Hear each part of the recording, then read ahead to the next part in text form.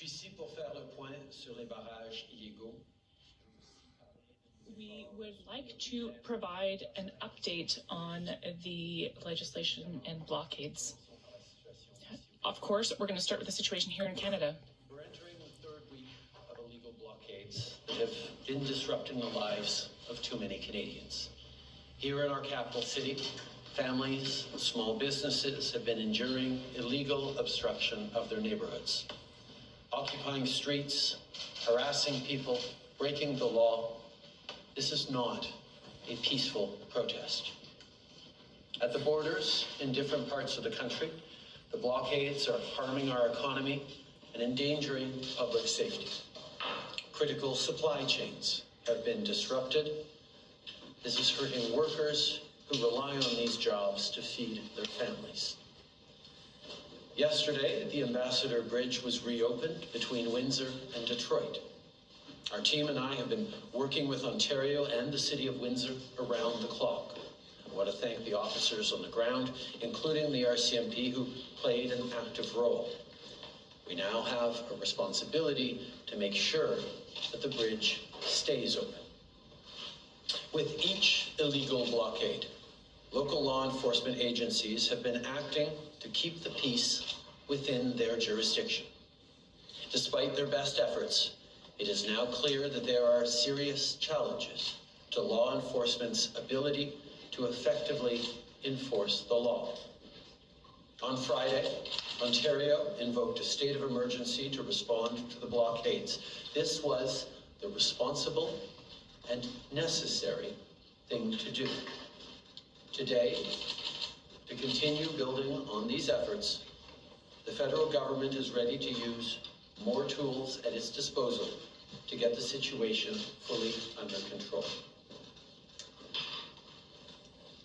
After discussing with Cabinet and Caucus, after consultation with premiers from all provinces and territories, after speaking with opposition leaders, the federal government has invoked the Emergencies Act to supplement provincial and territorial capacity to address the blockades and occupations. I want to be very clear. The scope of these measures will be time-limited, geographically targeted, as well as reasonable and proportionate to the threats they are meant to address. The Emergencies Act will be used to strengthen and support law enforcement agencies at all levels across the country.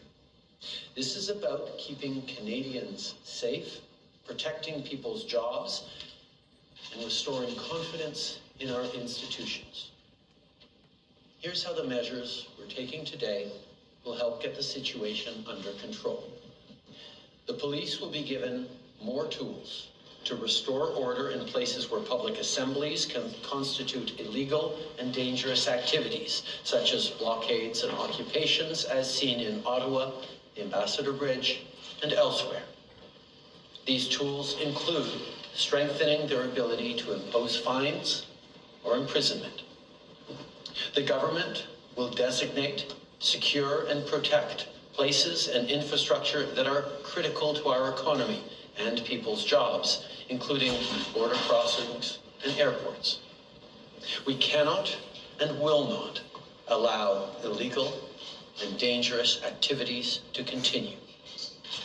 The Emergencies Act will also allow the government to make sure essential services are rendered, for example, in order to tow vehicles blocking roads. In addition, financial institutions will be authorized or directed to render essential services to help address the situation, including by regulating and prohibiting the use of property to fund or support illegal blockades. And finally, will enable the RCMP to enforce municipal bylaws and provincial offenses where required. This is what the Emergencies Act does. Let me be equally clear about what it does not do. We're not using the Emergencies Act to call in the military. We're not suspending fundamental rights or overriding the Charter of Rights and Freedoms. We are not limiting people's freedom of speech. We are not limiting freedom of peaceful assembly. We are not preventing people from exercising their right to protest legally. We are reinforcing the principles, values, and institutions that keep all Canadians free.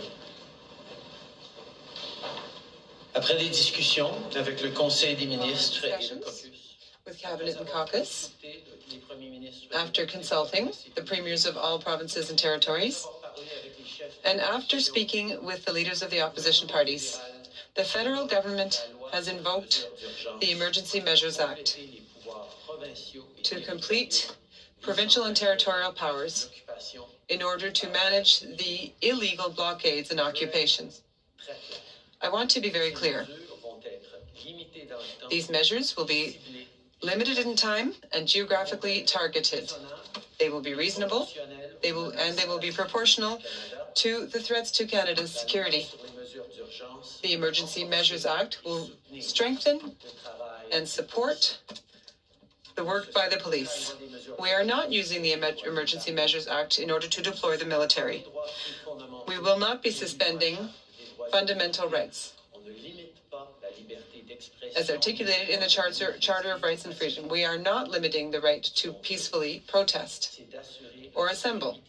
What we want to do is protecting Canadians, protecting their jobs, and reinstating confidence in our institutions. It's not something that's been used ever, but it exists for a reason. Invoking the Emergencies Act is never the first thing a government should do, nor even the second. The act is to be used sparingly and as a last resort. Right now, the situation requires additional tools not held by any other federal, provincial, or territorial law. Today, in these circumstances, it is now clear that responsible leadership requires us to do this.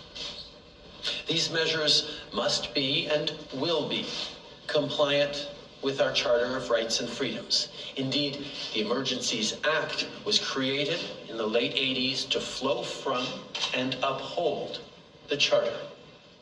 We'll always defend the rights of Canadians to peaceful assembly and to freedom of expression, but these blockades are illegal, and if you're still participating, the time to go home is now. On a separate track from the Emergencies Act, I want to reassure people that the Canadian Border Services Agency is already turning back non-Canadians trying to enter Canada to participate in blockades.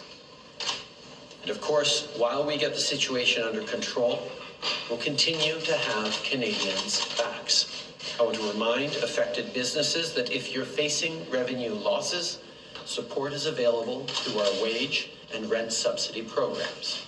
We know that downtown Ottawa businesses in particular have been hard hit by these illegal activities. In the coming days, we'll be launching specific support for those businesses.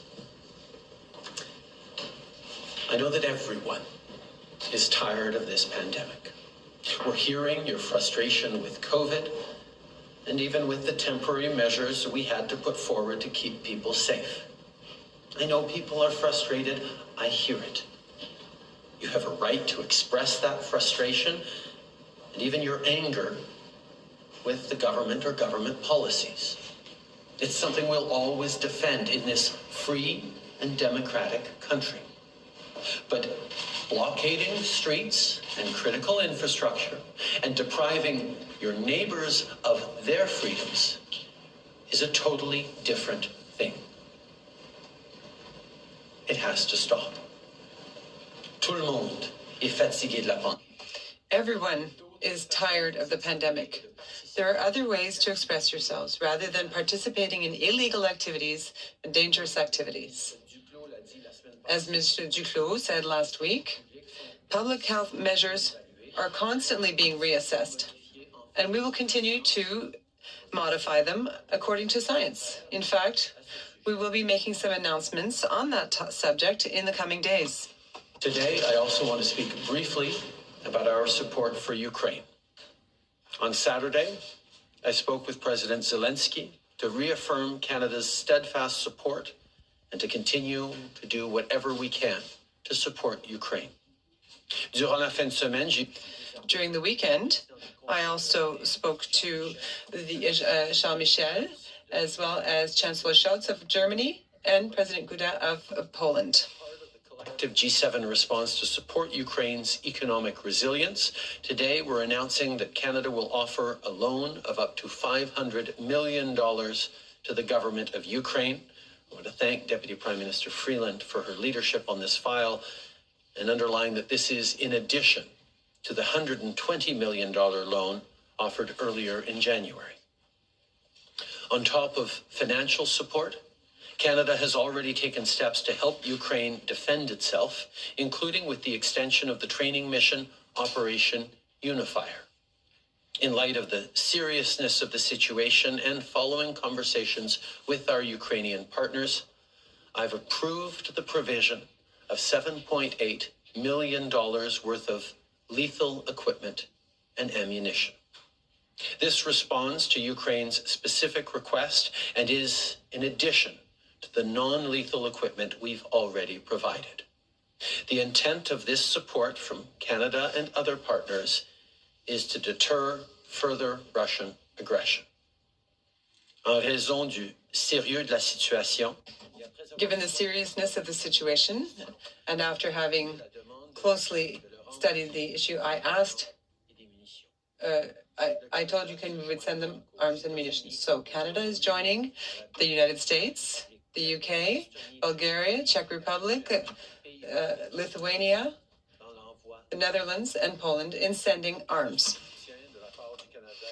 The goal of this support from Canada and our other partners is to dissuade Russia from pursuing its aggression towards Ukraine. Confrontation with Russia. But the situation is intensifying rapidly, and we are showing our resolve.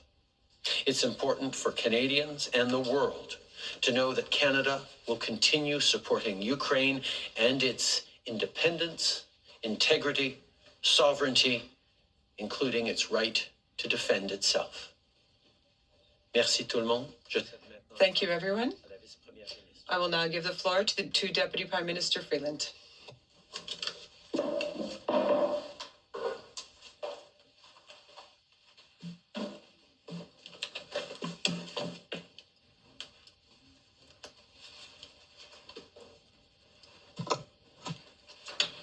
Merci, Monsieur le Thank you, Prime Minister. Hello, everyone. Across the world, liberal democracies are being confronted with serious and repeated threats. Perhaps we thought, and we perhaps even hoped, that Canada would be spared. For the last 2.5 weeks, we have realized that this is not the case.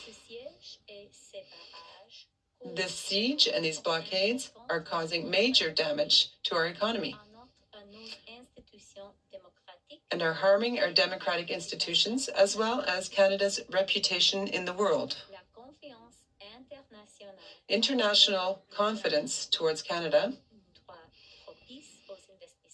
as a good place to invest and do business has been shaken. barricades are doing great damage to Canada's economy and to our reputation as a reliable trading partner. The blockade of the Ambassador Bridge has affected about $390 million in trade each day. This bridge supports 30% of all trade by road between Canada and the United States, our most important trading partner. In Coutts, Alberta, about $48 million in daily trade has been affected by the blockades. In Emerson, Manitoba, about $73 million. in daily trade has been affected by the blockades. These costs are real. They threaten businesses, big and small, and they threaten the livelihoods of Canadian workers, just as we are all working so hard to recover from the economic damage caused by COVID. Nous nous sommes battus bec et ongle. We fought so hard to protect Canada's privileged relationship with the United States when we were negotiating NAFTA. We stood up to Tariff 232, which were illegals and unjustified.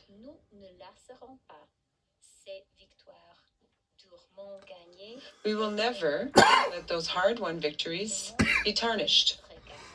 The world is watching us. Our jobs, our prosperity, and our livelihoods are in danger. That is why our government is acting. We are resolute and determined. These illegal blockades must be lifted, and they will be. As part of invoking the Emergencies Act, we are announcing the following immediate actions. First, we are broadening the scope of Canada's anti-money laundering and terrorist financing rules so that they cover crowdfunding platforms and the payment service providers they use. These changes cover all forms of transactions, including digital assets, such as cryptocurrencies. The illegal blockades have highlighted the fact that crowdfunding platforms and some of the payment service providers they use are not fully captured under the Proceeds of Crime and Terrorist Financing Act. Our banks and financial institutions are already obligated to report to the Financial Transactions and Reports Analysis Centre of Canada, or FINTRAC. As of today, all crowdfunding platforms and the payment service providers they use must register with FINTRAC, and they must report large and suspicious transactions to FINTRAC. This will help mitigate the risk that these platforms receive illicit funds, increase the quality and quantity of intelligence received by FINTRAC, and make more information available to support investigations by law enforcement into these illegal blockades. We are making these changes because we know that these platforms are being used to support illegal blockades and illegal activity, which is damaging the Canadian economy. The government will also bring forward legislation to provide these authorities to FINTRAC on a permanent basis. Second, the government is issuing an order with immediate effect under the Emergencies Act, authorizing Canadian financial institutions to temporarily cease providing financial services where the institution suspects that an account is being used to further the illegal blockades and occupations. This order covers both personal and corporate accounts. Third, we are directing Canadian financial institutions to review their relationships with anyone involved in the illegal blockades and report to the RCMP or CSIS. As of today, a bank or other financial service provider will be able to immediately freeze or suspend an account without a court order. In doing so, they will be protected against civil liability for actions taken in good faith. Federal government institutions will have a new broad authority to share relevant information with banks and other financial service providers to ensure that we can all work together to put a stop to the funding of these illegal blockades. This is about following the money. This is about stopping the financing of these illegal blockades. We are today serving notice.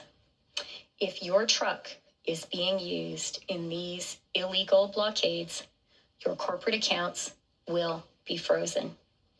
The insurance on your vehicle will be suspended. Send your semi-trailers home. The Canadian economy needs them to be doing legitimate work, not to be illegally making us all poorer. Il s'agit de suivre l'argent. It's all about following the money. It's about putting an end to the funding of these illegal blockades. Consider yourselves warned.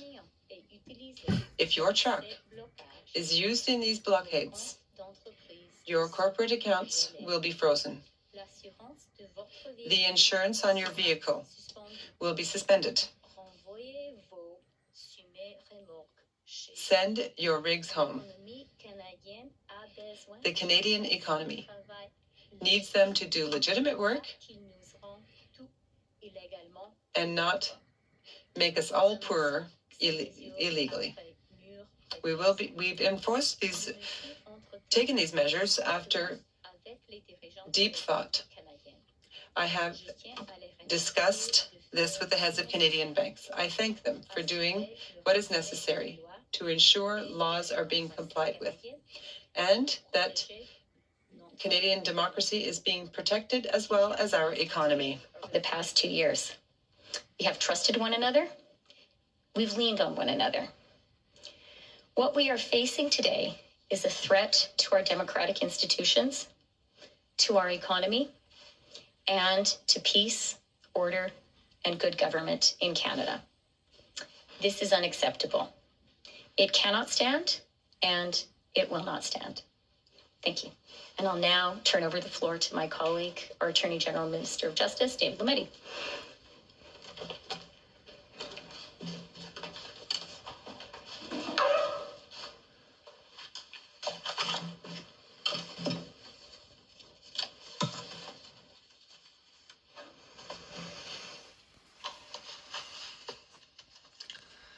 Thank you, Deputy Prime Minister. Thank you, Prime Minister, colleagues, Canadians. Good afternoon. Canada is a rule of law country. By declaring a public order emergency under the Emergencies Act, we are following the law and we are acting within it. There are clear conditions set out in the Emergencies Act in order for a public order emergency to be declared. Our government believes that those conditions have been met. And that requires the Government of Canada to act. La loi sur les mesures d'urgence existe. The Emergency Measures Act has existed since 1988 and replaced the War Measures Act. It is different from the previous act in two important ways. First of all, the Emergencies Act has several ways of safeguarding measures, including parliamentary review. Secondly, measures taken under this act must comply and observe the Canadian Charter of Rights and Freedoms. Specific, serious circumstances that amount to a national emergency. For a situation to be qualified as a national emergency, 3 conditions must be met. First, we must be in a situation that either seriously endangers lives, health, or safety of Canadians and exceeds the capacity or authority of a province to deal with it, or seriously threatens the ability of the Government of Canada to preserve the sovereignty, security, and territorial integrity of Canada. Second, the provinces and territories' capacity to handle the situation must be considered insufficient or must show gaps. And third, we must conclude that the situation cannot be handled adequately under any other Canadian law, including provincial laws and territorial laws. Une fois l'urgence déclarée, once the emergency has been declared, the Emergencies Act allows the federal government to adopt rules or decrees in order to intervene. Our government respects Canadians' rights and freedoms as protected under the Charter. It is our intention to use only the necessary reasonable and measured powers in order to resolve this crisis quickly and safely. The Emergencies Act also contains a number of significant limits, checks, and safeguards. As required by the Act earlier today, and on occasion over the past week, the Prime Minister and members of Cabinet have consulted with premiers and members of their respective governments. Having now declared a public order emergency, we will table the declaration in Parliament as required within 7 days. In the coming days, a parliamentary committee will be struck to provide oversight while the emergency is in effect. The declaration only lasts for 30 days unless renewed. However, we can and sincerely hope to revoke the emergency much sooner.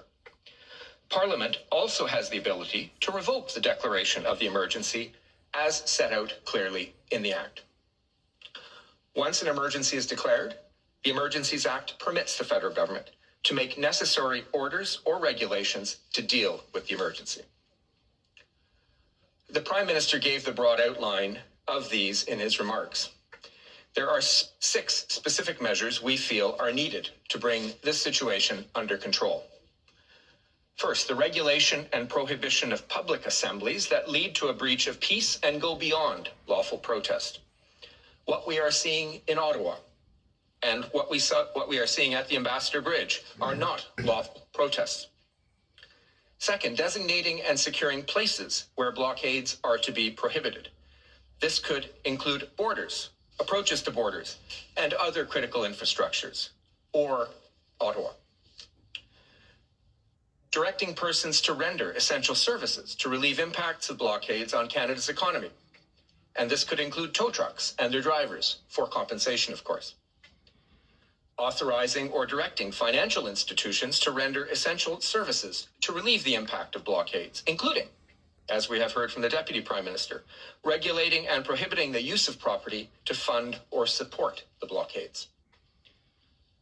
Measures enabling the RCMP to enforce municipal bylaws and provincial offences where required. And finally, the imposition of fines or imprisonment for a contravention of any more order or regulation made under Section 19 of the Emergencies Act. Les décrets et règlements qui permettront de concrétiser les mesures.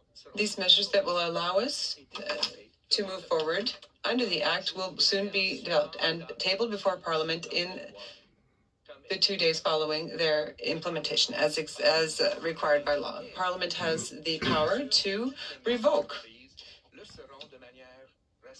the emergency, which means that all measures taken will be reasonable and appropriate. I want to emphasize one point clearly.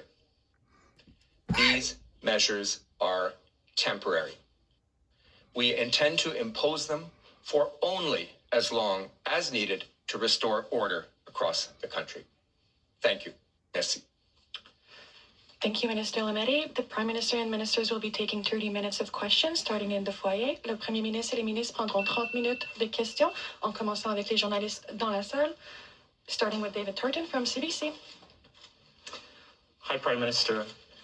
A number of premiers today have come out and said that they don't want or need the federal government to exercise its emergency powers in their provinces. So I'm just wondering, how do you respond to the premiers who've come out today and said that? I thank the premiers for having had the conversation with me this morning. It was extremely important to talk about what was happening right across the country. We have seen challenges across the country that are linked to what we are seeing here in Ottawa, what we're seeing at border crossings. But allow me to repeat what I said before. The measures brought in today are geographically specific and targeted only to where they are needed. These are not blanket powers across the country. These will be tools that can be used where and when necessary so that the police of jurisdiction dealing with blockades or occupations have the tools necessary and can draw on RCMP resources as necessary to keep Canadians safe, to restore confidence in the rule of law and in our institutions, and to make sure that our economy continues to recover from the impacts of COVID-19 over the past 2 years.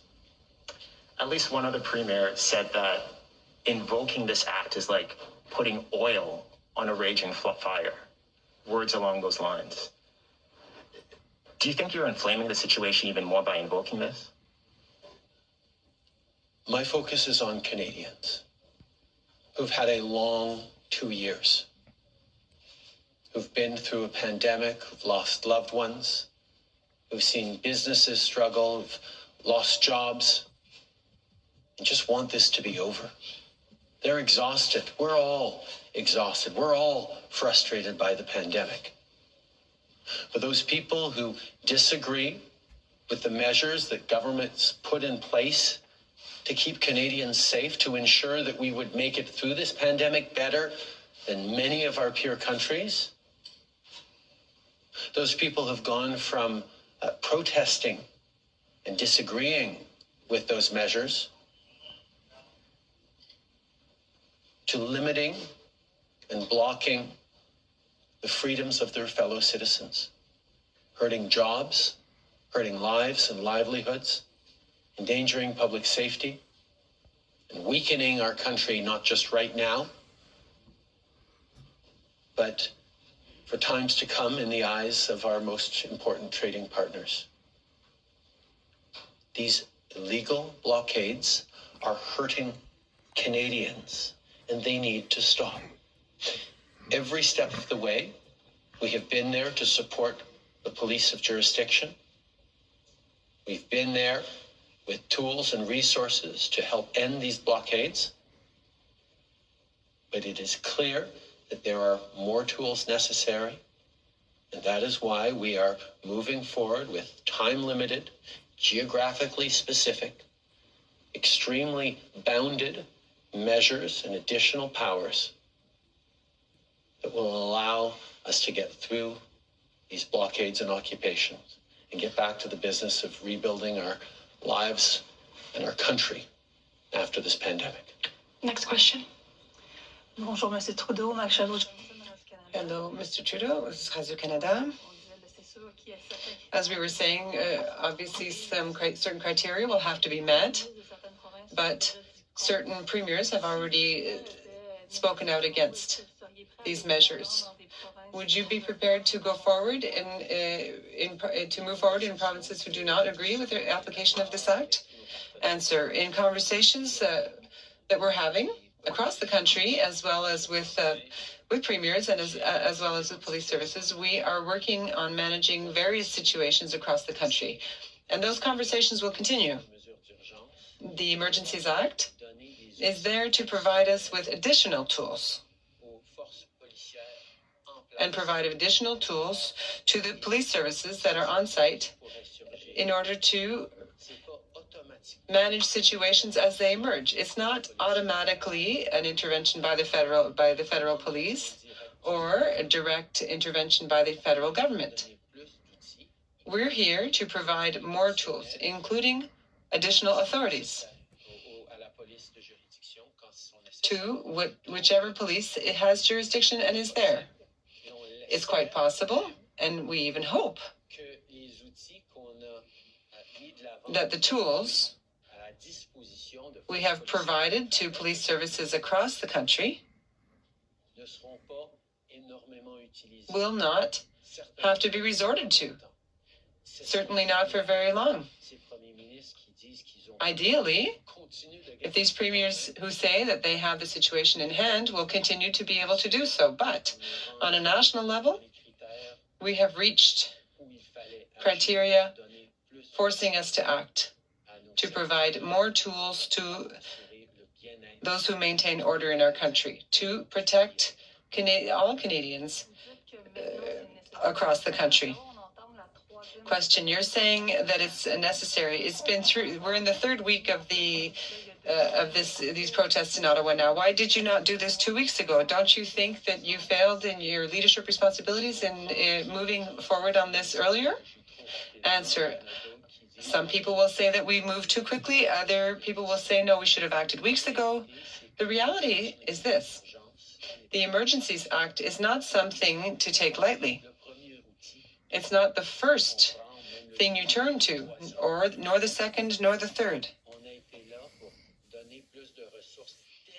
We were there to provide additional resources from the very beginning to Ottawa's local police service and elsewhere. We were there to support them in the work that they were doing. And in the last few days, during meetings I had with ministers, with our partners, with officials, it became clear that we required additional tools. And those tools, limited, responsible, and reasonable, are what we will be using through the Emergencies Act. Next question. That the RCMP now have the ability to enforce provincial and municipal laws. Does that mean that they'll be the lead police force agency here in Ottawa? And when can we expect more police officers from the RCMP to work with the City of Ottawa? Because they've been asking for that for a substantial period of time. As I said, the invocation of the Emergencies Act gives more powers to the police of jurisdiction. It does not make the RCMP automatically police of jurisdiction anywhere across the country. As we have been, we will ensure that the RCMP continues to work to support local police of jurisdiction, and that's what we have been doing in Ottawa. But I think on this question, I'm happy to turn to Minister Mendocino, who can give further information on the situation in Ottawa. Marco? Yeah. Thanks very much, Prime Minister. From the very beginning of the illegal blockades, the federal government has been working closely with local law enforcement where they are the police of jurisdiction, including here in Ottawa. I would point out that we've sent 3 installments of reinforcements to ensure that that Ottawa Police Service has the support that they need. But I think, as we've seen, without question, there have been many, many challenges on the ground to restoring public order on the streets, and one only has to look at the situation on Wellington Street over the past number of weekends. I think it's difficult to overstate the impact of those scenes, the conduct that has unfolded.